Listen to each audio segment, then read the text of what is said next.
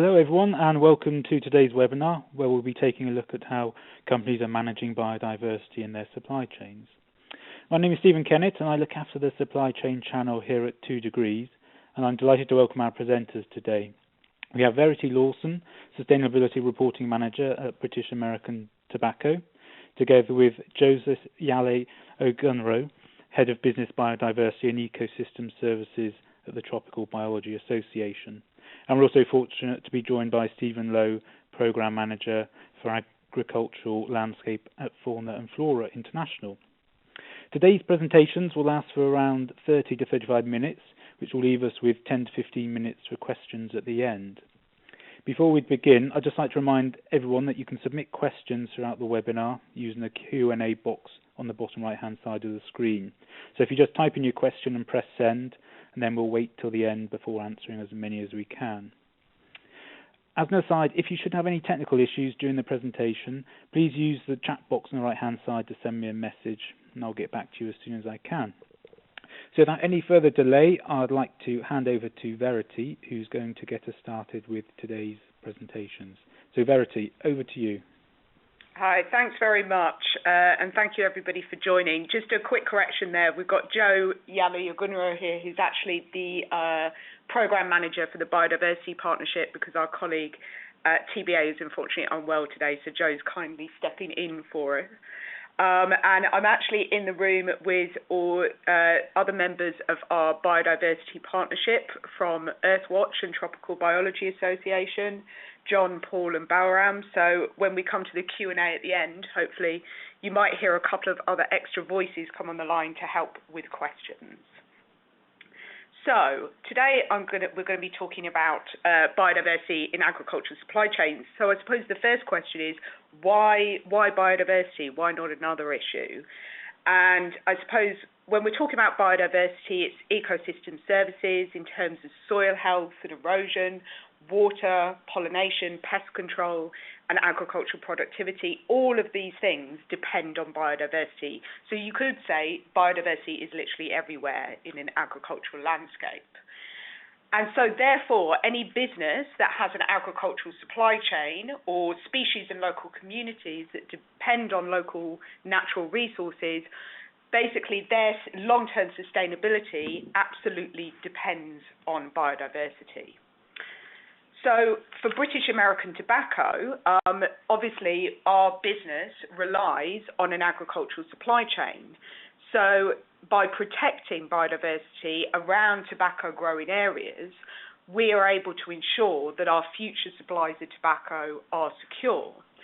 And I think more and more, especially in recent years, we're also seeing stakeholders raise biodiversity as an issue in that they want to make sure that businesses are effectively managing their impacts in this area. So reputation is also a very key factor in terms of why biodiversity is important to BAT.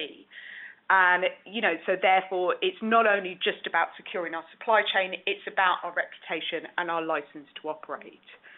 So basically, we could say that protecting biodiversity very much makes good business sense for BAT. So our approach covers a number of different areas. We have a skilled network of local field technicians that we call our leaf extension services that support farmers around the world, which is currently over 100,000 different smallholder farmers in about 20 countries all over the globe. And they provide that sort of on-the-ground support, meeting with farmers at their farms, covering sustainable agriculture practices. And because tobacco is very much a rotation crop, it's grown for about 3 months of the year, and then farmers would grow other crops such as maize or corn, then the support that our leaf technicians provide definitely cover those crops and not just for tobacco.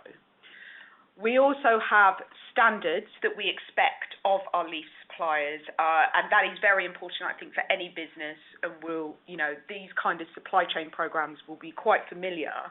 So for the tobacco industry, we have an industry standard called Social Responsibility in Tobacco Production, which sets the minimum standards that we expect of our leaf suppliers, and it definitely very much includes biodiversity criteria within that. And then the third aspect of our approach to managing biodiversity is through partnership, and that is the British American Biodiversity Partnership, all of whose members are here with us on this presentation today.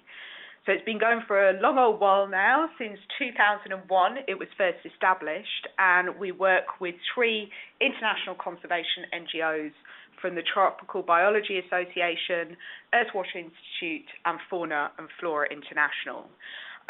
We basically, since 2001, we're now in our 3rd term of the partnership, so it has very much evolved over the years in key learnings and the kind of different projects and the kind of focus areas we're on.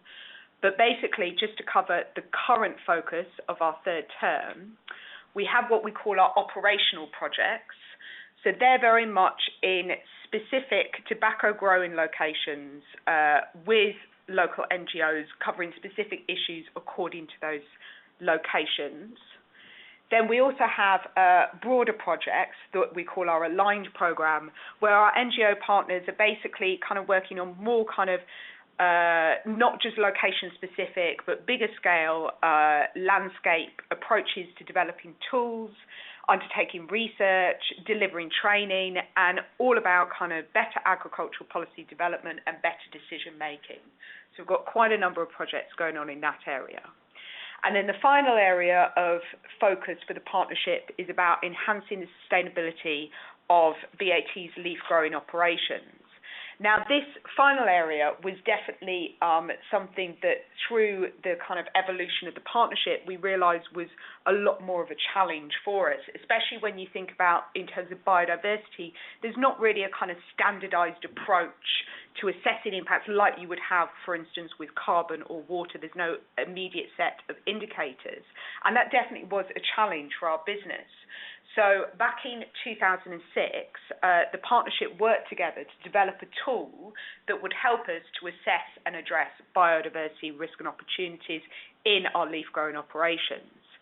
And the result of that is what we call BROA, a Biodiversity Risk and Opportunity Assessment. Now, this is very much a field-based tool. It consists of a kind of Excel spreadsheet which is supported by step-by-step handbook guidance. And basically, it provides a very kind of structured, practical and rigorous process to enable the identification of impacts and dependencies of our business operations on the landscapes in which tobacco is being grown. It's about assessing and prioritising those risks and opportunities, and then producing action and monitoring plans to address them.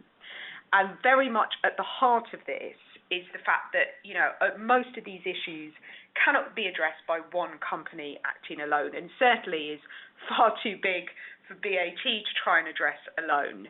So at one of the key aspects of BROA is looking at collaboration with the communities and different organisations and different people who live and work within that particular area to work together to address some of these issues identified. And that is really how the action and monitoring plans are developed in collaboration with local stakeholders.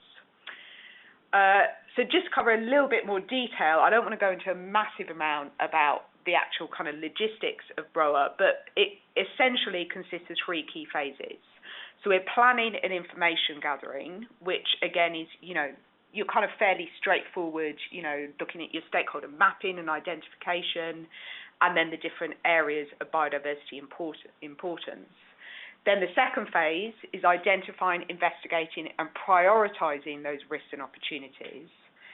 And then finally, the third phase is the action and monitoring plans. And as I said, that's very much developing the approach with stakeholders and working with local stakeholders on that whole approach. And by having this kind of very clearly defined, structured process, it means that it can be used by non-specialists out in the fields. You don't have to be a biodiversity expert to use the Broa tool, which was very, very important for BAT as part of the development of the tool. And the other really important aspect is the fact that it has enabled a consistent approach to identifying biodiversity impacts and dependencies across multiple locations. So for BAT, we have leaf growing operations across 20 locations around the world, many in developing countries, varying scales and complexity. And what we needed is something that's completely consistent and is something that will, whilst being appropriate at a local level, is also something that can then be consolidated up at a group-wide level so that can influence and help inform our decision-making and very much our strategic approach to sustainable agriculture. So what we found quite quickly from the early stages of trialling Broa back in 2006 and 2007 is the actual benefits and the value that it generated not only for the business but in terms of social and ecological sustainability. And with that value being recognised at a very, very high level within the business, the decision was made to make Broa mandatory for all our leaf growing operations.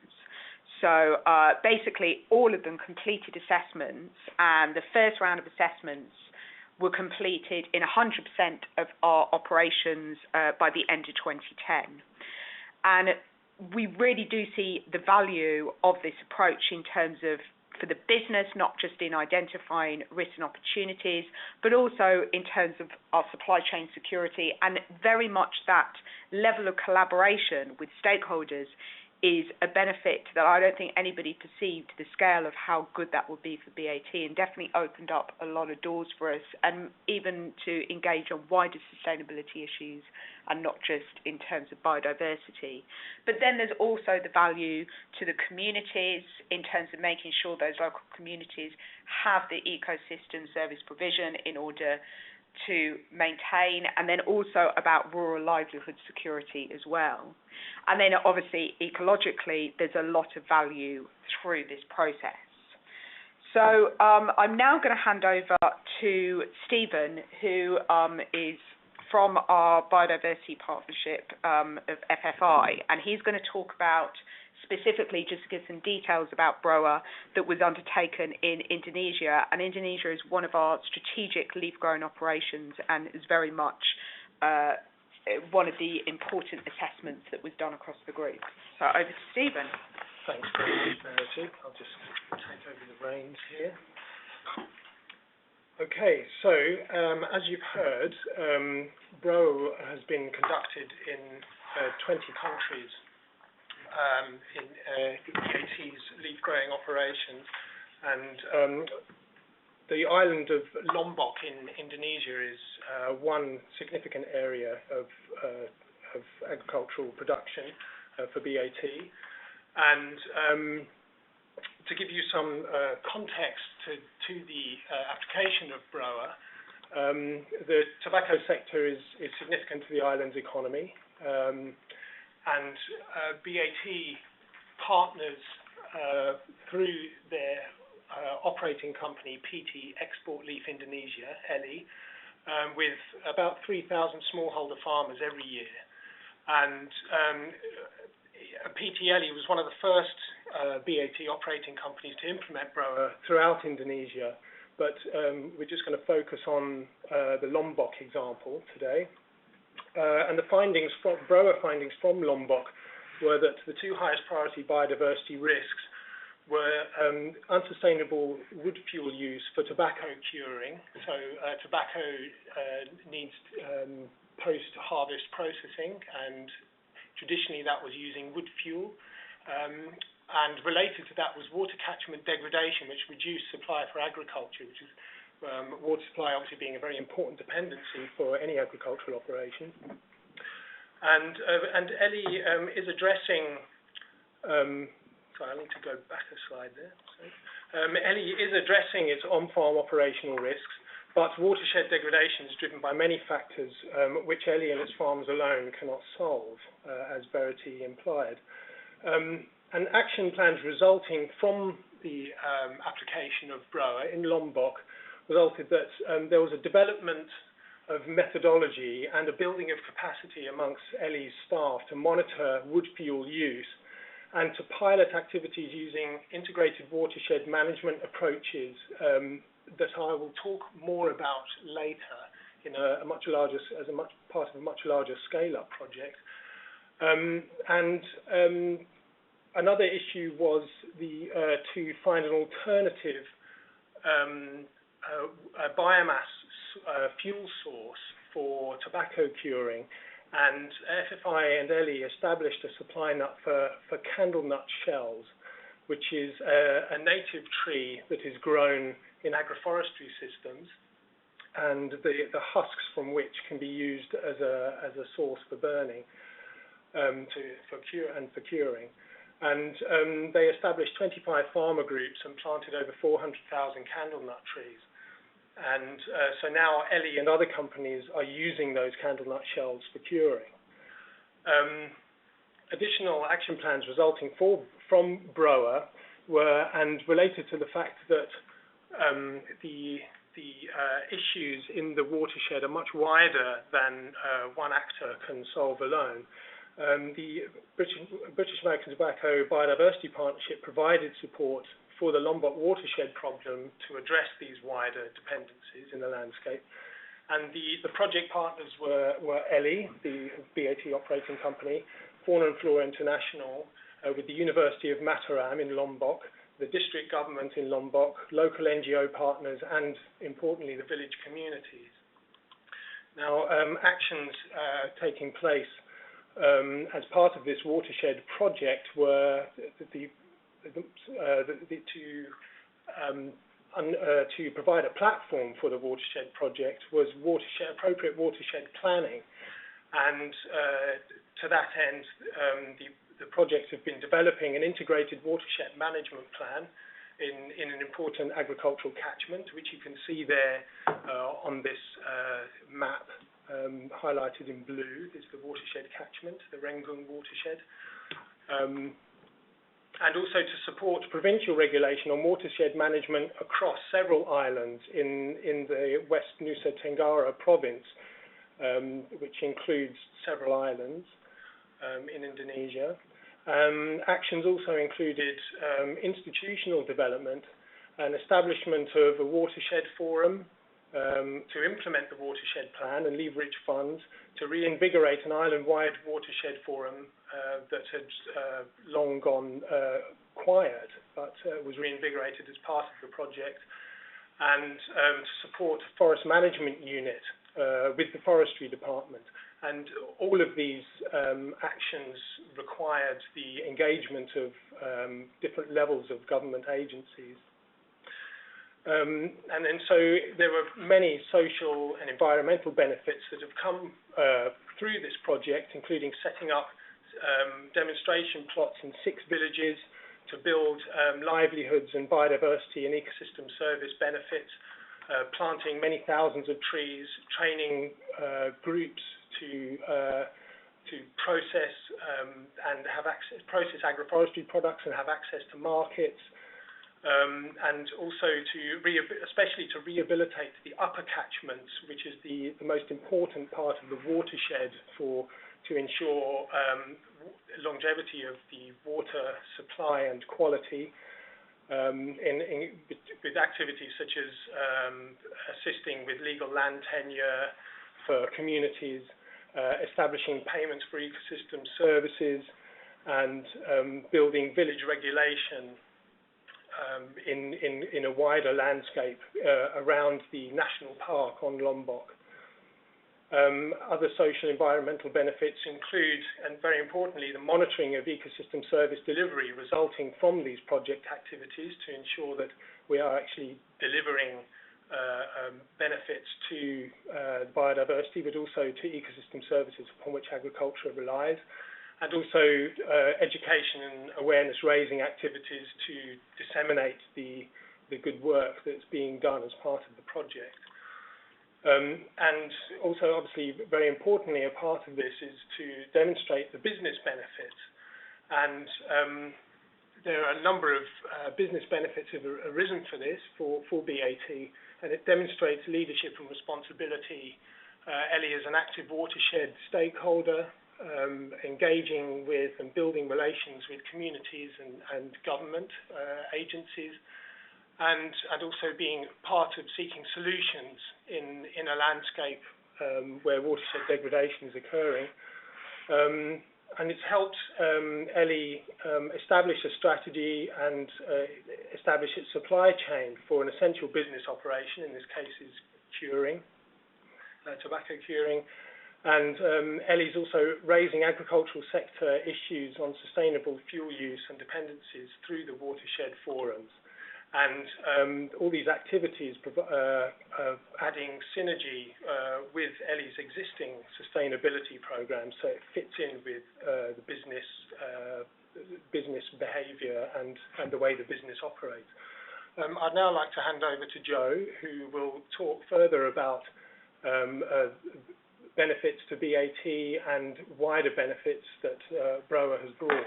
And Joe. Thanks, Stephen. So, following on from hearing about Verity talking about BROA being developed by Biodiversity Partnership and being used in BAT, and then hearing a little bit from Stephen about a specific case study in a strategic market for BAT with the case study in Lombok, I'd like to talk about tell you a little bit about some of the challenges we faced, I guess, and why the BROA tool has been so helpful. Key challenges for BAT. These include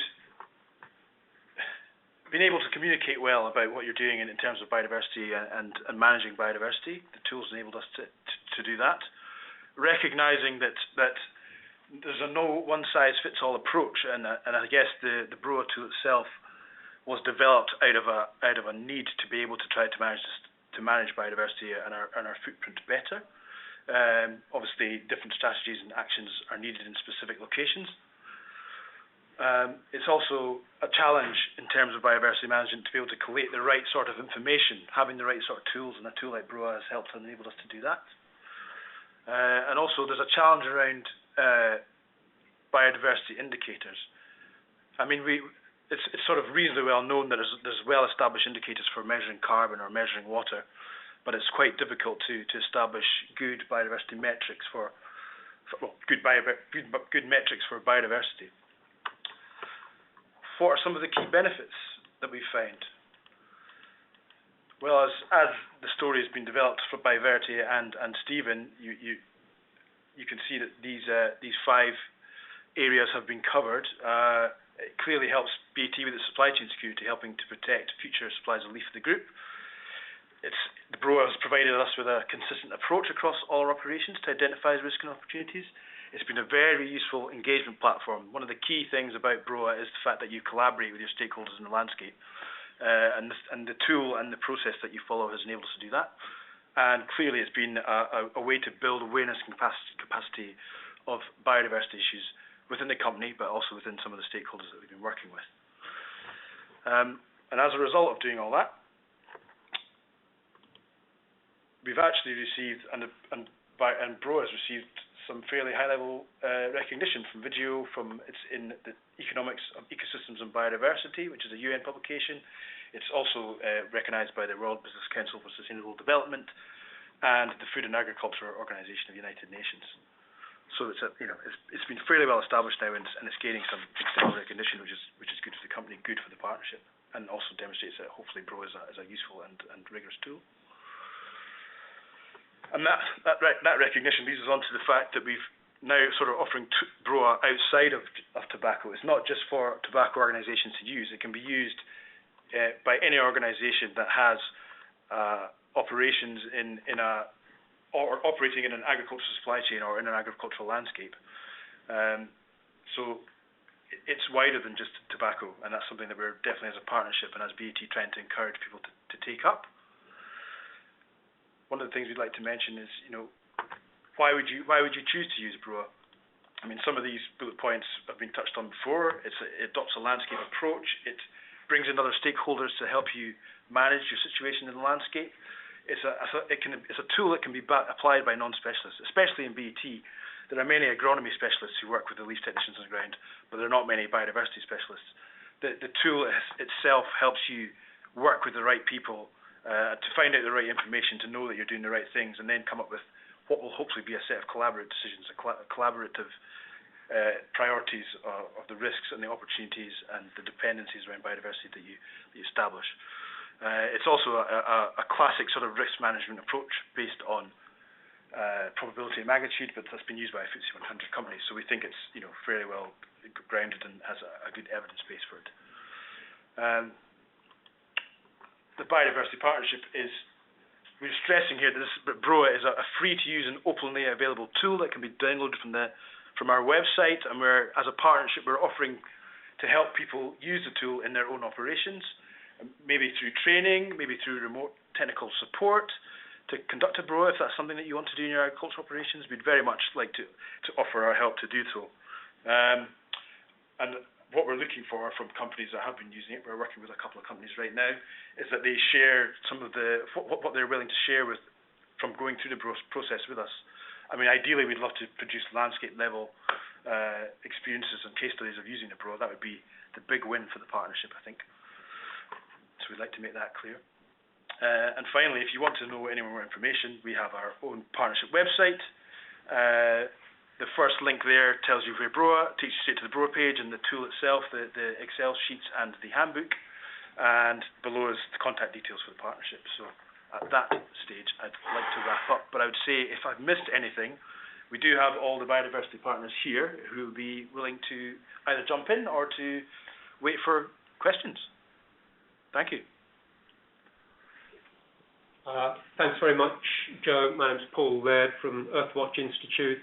I think you guys have really covered it very well. Thank you, Verity, Stephen. Also, I'd just like to mention that we're currently using BROA in India, in Andhra Pradesh, in a spices growing landscape, and beginning to use BROA also in South America, associated with Brazil nut production. So there are some examples of the new developments that are currently taking place, and we'd just like to repeat what Joe has said, that we're keen to share this. It is freely available, but keen to share our experience of using it, and would love to have opportunities to use it in a range of landscapes. I saw the question about whether it's typically for tropical landscapes, and yes, I think it is fair to say that we have envisaged it as a tool that typically would work well in a mosaic type landscape where you have lots of players growing lots of different crops,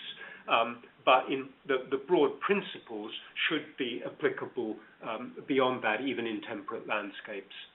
Thanks.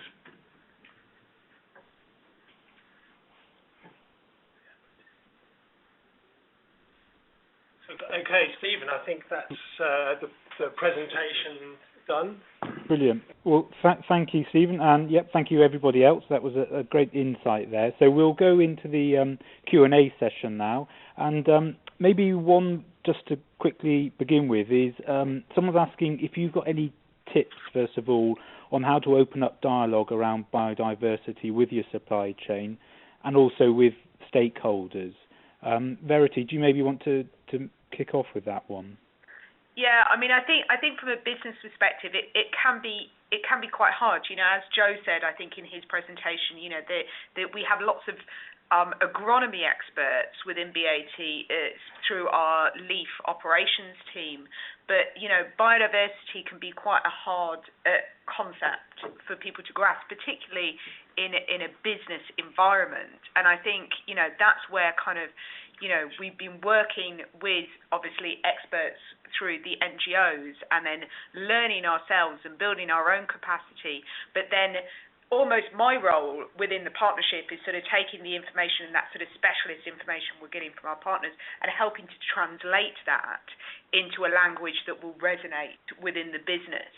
So it's definitely about sort of thinking about what are the key concerns for the business, and obviously we've talked a lot about supply chain security, and that is I think for any agricultural business or any business, supply chain security is a big, big factor, and that is the kind of language that can really work. So it's about, using a business language that people understand, not being overly technical, and then through, as you said, through the initial pilots of Broa, we were able to very quickly demonstrate, the value that was adding for the business, and the fact that, we had senior level buy-in, very, very quickly was great, because we were able to, and it was through those practical examples and showing those practical benefits that we then got, the sign-off for them, like, okay, let's implement Broa mandatorily across all our operations. So I now just hand over to John from Earthwatch to give the other side of it. Yeah, I just wanted to say a key word I think we found when we were developing Broa is that businesses are very often pulled up on and think about their impacts on ecosystems and the environment.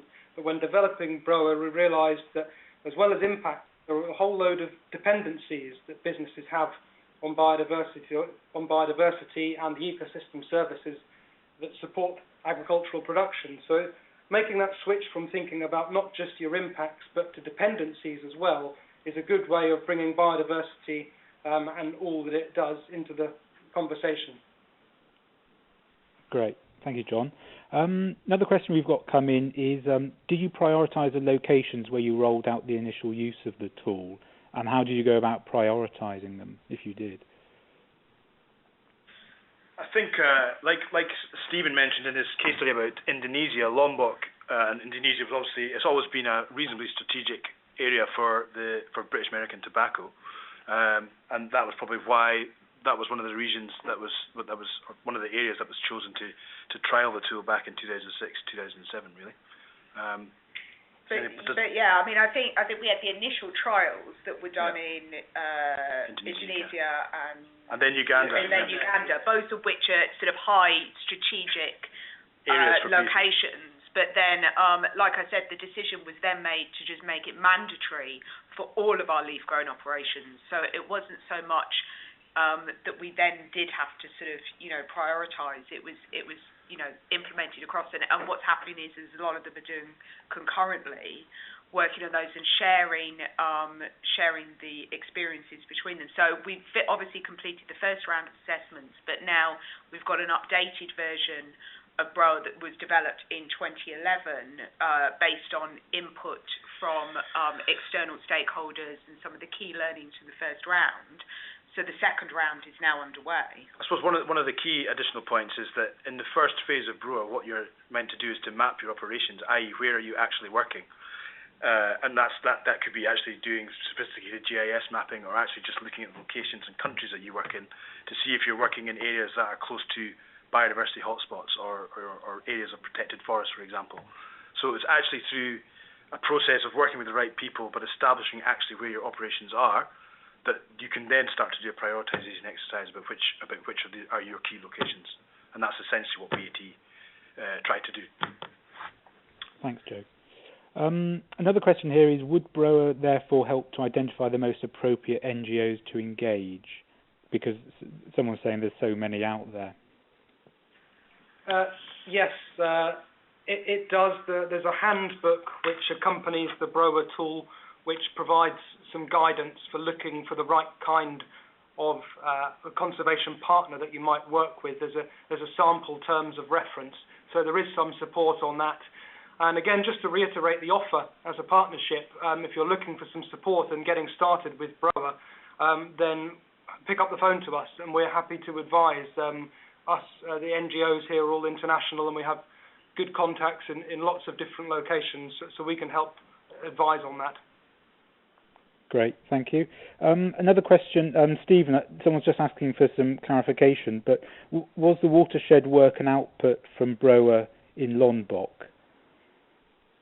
Yes, it began with those, I think I highlighted some initial projects that came directly out of Broa, but then the stakeholder networks and the knowledge that was created from the Broa action plans then fed directly into that watershed project that has then gone on, obviously several years after the brower has finished. So although it's not was part of the direct action plan of that brower, it was a direct evolution from brower. Great. If I could just add to Stephen's comment, because I took part in that original brower exercise end of 2006, 2007, and there was a kind of the sort of aha moment, or kind of the penny dropped, when you suddenly realized that this is a landscape, a catchment with many families, a very productive agricultural landscape producing a whole range of crops and livelihoods depending on those crops, and you could actually see a pattern of progressive degradation by using the brower and talking with the stakeholders. It soon became apparent that degradation of the forests in the protected area in the upper catchment was leading to a progressive loss of water flow that was actually reducing the ability of farmers to produce crops and was putting at risk the livelihoods of a very significant community. And at that moment, you suddenly realize, gosh, this is beyond us, and we're going to have to get other people involved. And that was quite a challenging moment. And for me personally, it's very impressive to see, 6-7 years later, that a whole integrated project has developed from that. Yeah, I'd just like to point out there that those shared dependencies that Paul was alluding to there, there are also the impact is also a shared impact. So yes. It wasn't just the degradation from wood fuel use for tobacco curing. It was a whole range of agricultural activities that were contributing to that watershed degradation. Sorry, I should have made that clear. Yes, these are not impacts of one company. This is impacts that have social, political, and economic causes that go way beyond. There's a whole history there of failed management of the forests. It's a policy and governance issue as much as anything. Great, thank you. Another question, somebody's asking if you could just expand a bit more about the community payments for ecosystem services in Lombok and who was paying for it. Okay, well that's a project that is, that's part of the watershed project that is currently being explored. And it's a very pertinent question, and one that the project team are currently working on.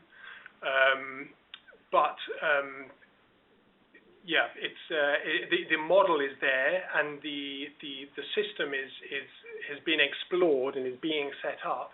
But in terms of actually rolling that part of the project out, it's really the payments for ecosystem services are really a kind of extra benefit, because the agroforestry activities that are taking place in the demonstration areas that are part of the watershed plan are actually are kind of, how should we say, paying for themselves, in that the benefits that accrue to the community from engaging in agroforestry are at least as beneficial to livelihoods as alternative uses such as removing the forest and growing other crops. Brilliant. You were trying to get together a scheme to bring payments for carbon sequestration through the voluntary carbon market. Yeah, absolutely. Yeah, but that's a project that's ongoing. Yeah. Thank you.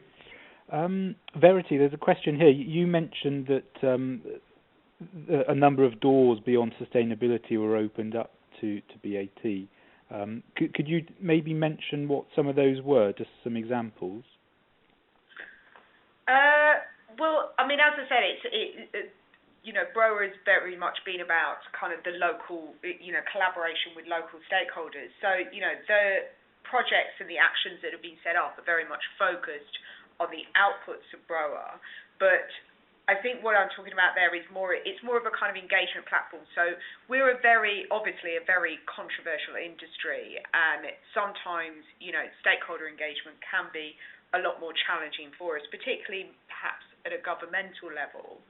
So if, the kind of work that we're doing around this has involved, for instance, in Lombok, there's quite a lot of involvement with local government in terms of the watershed management plan, and there's numerous examples in other end markets where local government from an agricultural perspective have got involved, and we've been working with and engaging with, and it's, that obviously does help BAT in a sort of wider sustainability context. So, if we're able to build up those relationships and open those doors, then it might mean that they're more willing to talk to us about other wider sustainability issues for the business. Thanks, Verity. There's another question here. I think maybe it's for you, Joseph, but what type of job functions are the people who are being trained up to use the tool? So I mean, let's take Uganda as an example. On the ground in Uganda, we have leaf extension services that support the farmers there.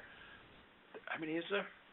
Farmers? I don't know. I can't remember how many. There's a few thousand farmers on the ground in Uganda, and a leaf extension worker will typically support maybe 200 of those in an area.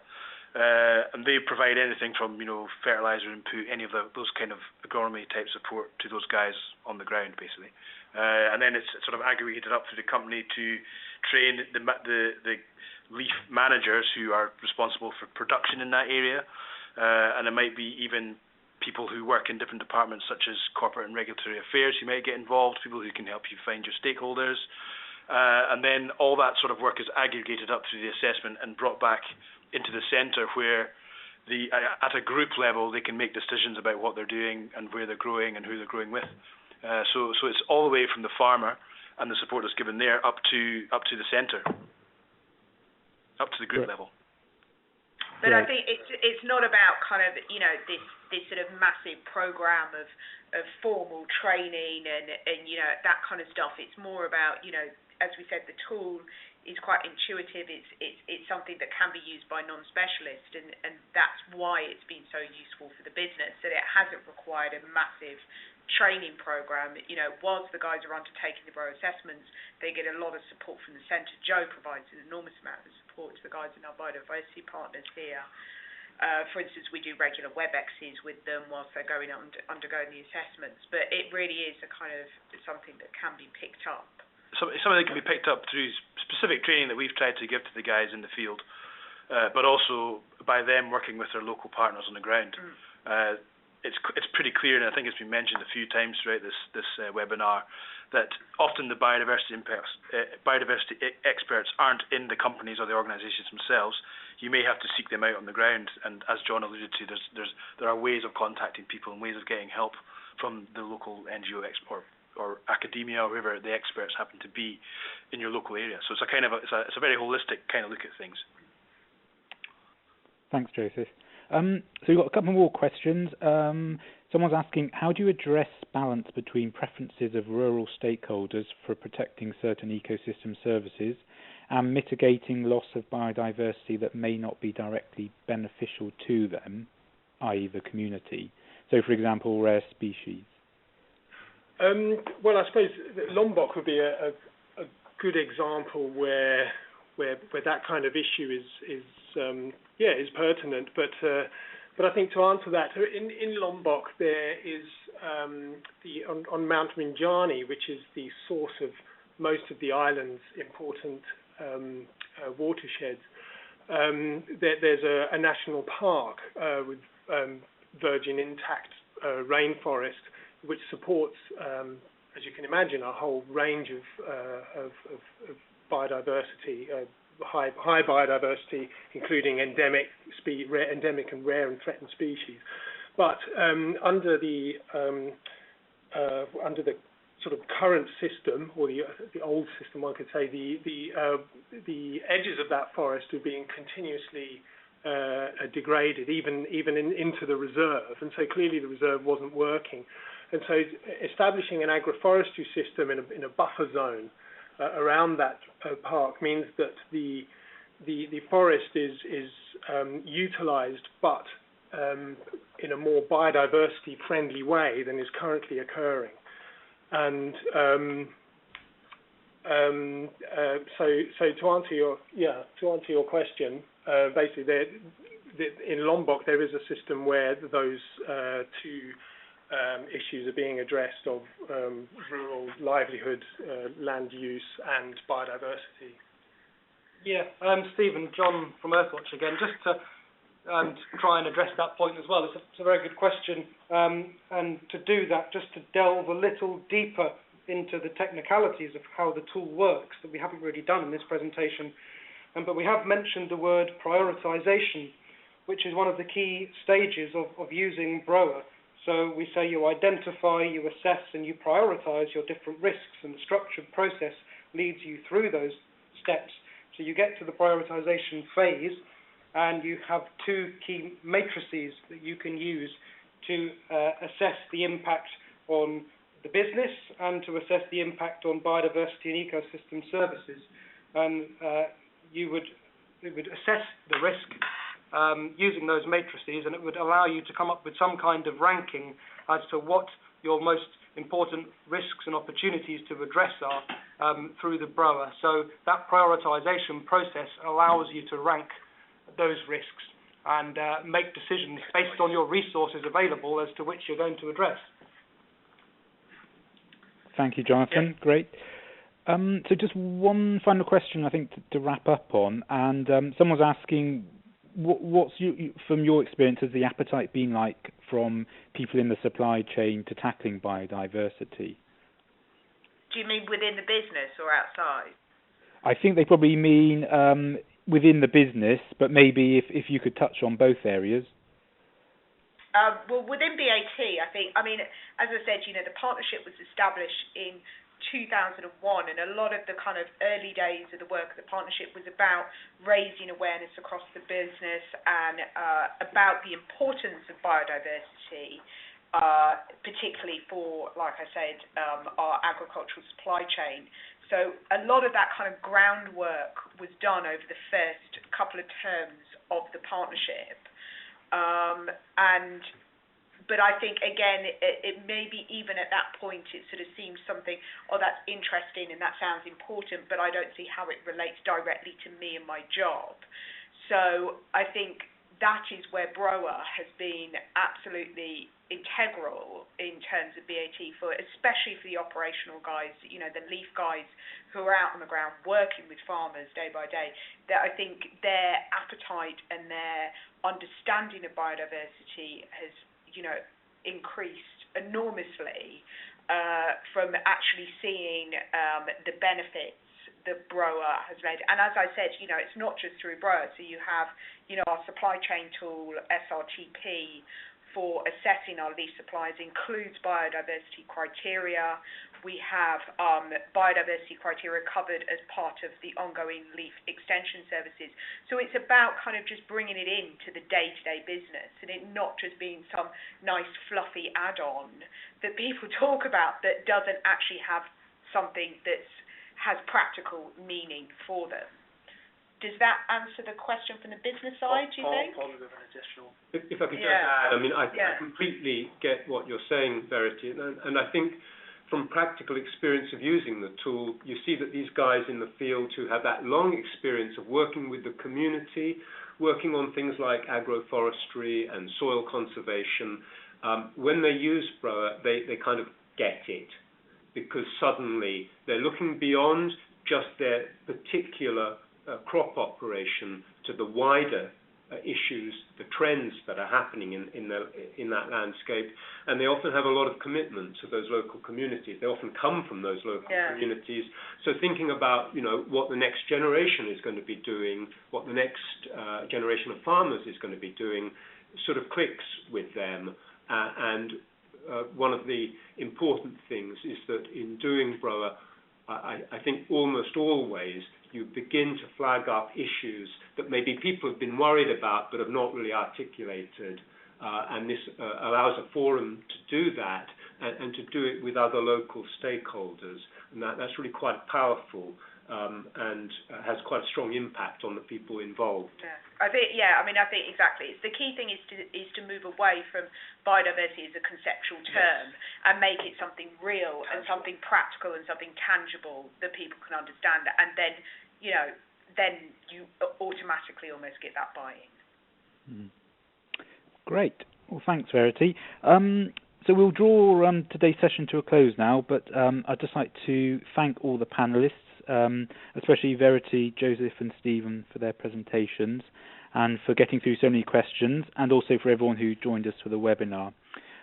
Just to remind everyone, a recording of the webinar and the presentation slides will be archived on the 2 Degrees platform.